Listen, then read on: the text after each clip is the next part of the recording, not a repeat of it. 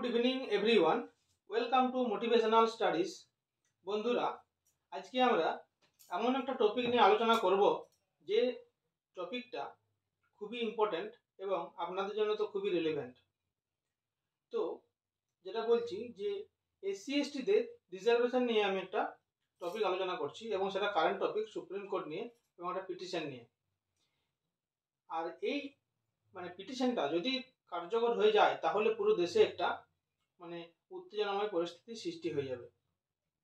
তো রমাশঙ্কর প্রজাপতি নামে একজন ব্যক্তি সুপ্রিম কোর্টে একটা পিটিশন দায়ের করেছেন যে এসসি এবং এসটি, শিডিউল কাস্ট এবং শিডিউল ট্রাইবের যে রিজার্ভেশন সিস্টেমটা বর্তমানে চলছে সেটার মধ্যে ইকোনমিক ক্রাইটেরিয়া অ্যাড করতে, অর্থাৎ ক্রিমি লেয়ার সিস্টেমটা অ্যাড করতে ওবিসিদের মতো।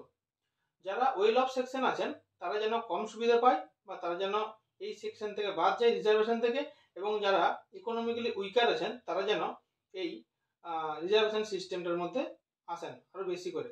তো এটা খুবই যুক্তিসঙ্গত। আর আমাদের এসসি এসটিদের জন্য এডুকেশনাল স্টাডির ক্ষেত্রে, এডুকেশনাল ক্ষেত্রে, চাকরির ক্ষেত্রে, সরকারি চাকরির ক্ষেত্রে এবং পলিটিক্যাল ক্ষেত্রে এসসি এসটিদের রিজার্ভেশন সিস্টেমটা চালু আছে। সেটা স্বাধীনতার সময় থেকে চলে আসছে। তো যদি এই সিস্টেমটা কার্যকর হয়ে যায় তাহলে এই এডুকেশন, চাকরি এবং পলিটিক্যাল ক্ষেত্রে এটা কিন্তু খুবই একটা বড় প্রভাব ফেলবে। তো এই জন্য রমাশঙ্কর প্রসাদের পিটিশনটার প্লিতে সুপ্রিম কোর্টের দুজন জাজ, আমি নামগুলো বলে দিচ্ছি, তাদের একটা বেঞ্চ তৈরি করে এনারা একটা পিটিশন পাঠিয়েছেন সেন্ট্রাল গভর্নমেন্টকে, যাতে এই পিটিশনটা এই নোটিশ পাঠিয়েছেন সেন্ট্রাল গভর্নমেন্টকে, এই নোটিশটা যেন একটু বিচার করে দেখা হয়। তো বন্ধুরা, এটা সুপ্রিম কোর্টে যুক্তিসঙ্গত মেনেছে আর এটা সোশ্যালি যুক্তিসঙ্গত। যারা ওয়েল অফ সেকশন, যারা সোশ্যাল ক্লাউড উপভোগ করছেন তাদেরকে আবার তাদের সন্তানরাই রিজার্ভেশনটা পাচ্ছেন, কিন্তু যারা ইকোনমিক্যালি উইকার তারা কিন্তু আমাদের সমাজের উঁচু স্তরের মধ্যে আসতে পারছেন না ইকোনমিক্যালি আর কি। ইকোনমিক্যালটাই বর্তমানে বেশি দেখা হয়। যারা ইকোনমিক্যালি উইকার সেকশন তারা যদি ইকোনমিক্যালি ওয়েল অফ হয়ে যান, সোশ্যাল ক্লাউডের মধ্যে চলে আসেন, একটা ভালো সমাজের মধ্যে চলে আসেন, তারা কিন্তু তাহলে সেই নিচু চোখে তাদেরকে আর দেখা হবে না। অ্যাকচুয়ালি রিজার্ভেশন সিস্টেমটা তো তাই ছিল। যখন ডক্টর বি.আর. আম্বেদকর স্বাধীনতার সময়, আমাদের স্বাধীনতার পরে আর কি, যখন কনস্টিটিউশনটা তৈরি করেছিলেন, তিনি এটাই চেয়েছিলেন যে যারা সমাজের নিচু চোখে দেখা হয়, যাদেরকে সমাজে, যাদেরকে জল আনতে গেলেও যাদেরকে জলটা স্পর্শ করতে দেওয়া হয় না, কারণ তারা নিচু জাতের মানুষ। তো এই নিচু জাতের মানুষগুলোকেই যাতে আরো সমাজের মধ্যে বেশি করে আসতে পারেন, সমাজের বাকি সুযোগ সুবিধাগুলো উপভোগ করতে পারেন, তার জন্যই এই রিজার্ভেশন সিস্টেমটা চালু করা হয়েছিল।